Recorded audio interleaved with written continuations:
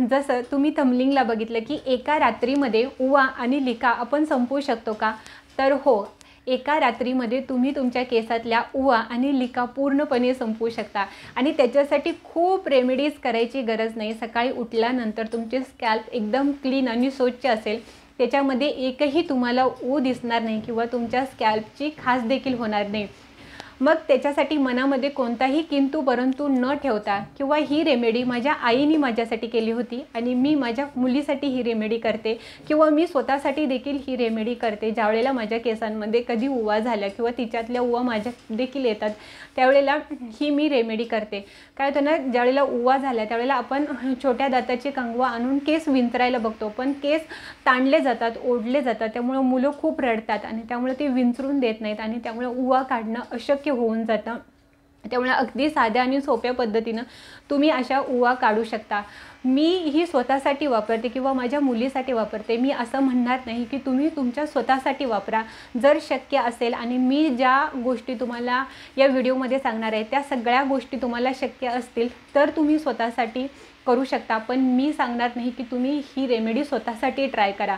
आता ही रेमेडी काय आहे किंवा काय गोष्ट आहे की जी एका रात्रीमध्ये तुमच्या केसांमधली ज्या उवा आहेत, लिका आहेत त्या पूर्णपणे निघून जातात। तर काय आपल्या ग्रोसरी शॉपमध्ये मिळणारा हा चॉक असतो, खडू असतो, लक्ष्मण रेखा तिला म्हणतात। तो लक्ष्मण रेखा आणायचा आहे, 10 ते 15 रुपयाला तुम्हाला हा सहज शक्य होतो। तो घेऊन यायचा आणि आपली स्कॅल्प आहे त्या स्कॅल्पला लावायचा आहे आतमध्ये, कारण उवा आहेत त्या आपल्या स्कॅल्पला असतात, आपल्या केसांचा जो पृष्ठभाग असतो त्याला असतात आणि ज्या लिका असतात त्या केसांवरती असतात। त्यामुळे दोन्ही भागावरती तुम्हाला हा खडू व्यवस्थित घासून लावायचा आहे।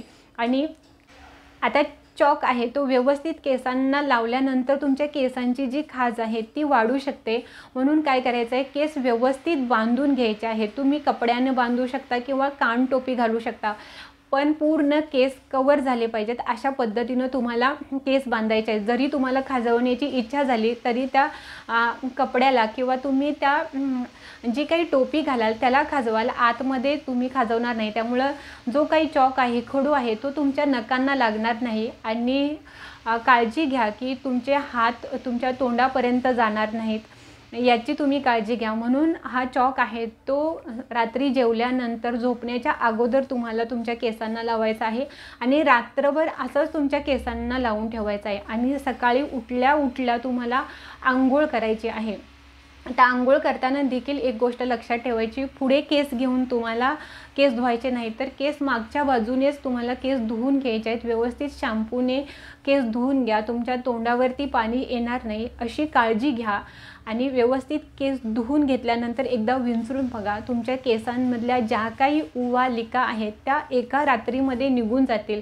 हां, मी जसं म्हटल्याप्रमाणे की ज्या लिका आहेत त्या थोडा वेळ लागतो त्यांना निघून जाण्यासाठी, कारण त्या आपल्या केसांना चिकटलेल्या असतात आणि त्या झडून जाण्यासाठी थोडा वेळ लागू शकतो, पण त्या जिवंत नसतात, त्या मेलेल्याच रूपात असतात। त्यामुळे त्यांचा काही तुम्हाला केसांना खाज होत नाही, त्या हळूहळू झडून निघून जातात।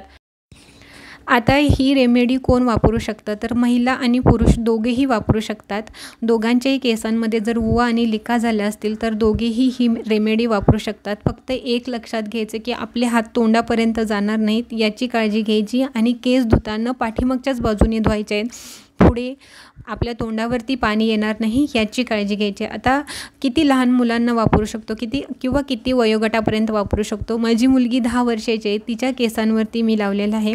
अगदी लहान मुलं असेल तर त्याच्या केसांवरती तुम्ही ही रेमेडी वापरू नका। मोठ्या मुलांनी, जास्त करून ज्या मुली मोठ्या असतात त्यांच्याच केसांमध्ये उवा आणि लिका होतात, कारण वेळच्या वेळी आपण क्लिनिंग केलं नाही, धुतले नाही तरच या उवा आणि लिका आपल्या केसांमध्ये होतात। त्यामुळे केस व्यवस्थित क्लीन ठेवा आणि परत होणार नाहीत याची काळजी घ्या।